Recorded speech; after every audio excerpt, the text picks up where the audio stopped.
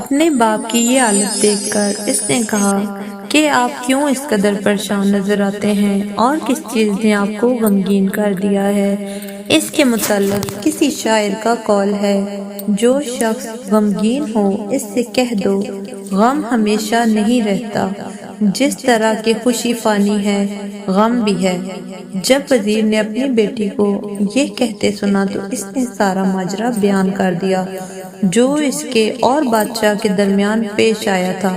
لڑکی نے کہا کہ ابا جان، آپ کو خدا کی قسم دیتی ہوں کہ آپ میری شادی بادشاہ کے ساتھ کر دیجئے، یا تو میں زندہ بچ جاؤں گی اور یا مسلمان بچیوں پر نثار ہو جاؤں گی اور ان کو اس بادشاہ کے پنجے سے نجات دوں گی۔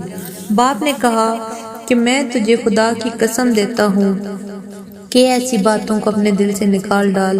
اس نے کہا کہ یہ تو ہو کر رہے گا۔ باپ نے کہا کہ کہیں تیرا وہی حال نہ ہو جو گدھے اور بیل کا کہسان کے ساتھ ہوا تھا۔ اس نے کہا کہ وہ کیا تھا؟